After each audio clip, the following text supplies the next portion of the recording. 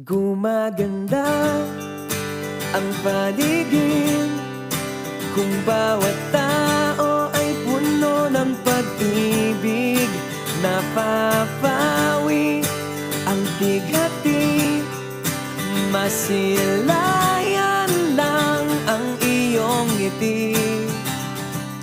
Okay gandang isipin ang isang mundong puno ng pag-ibig.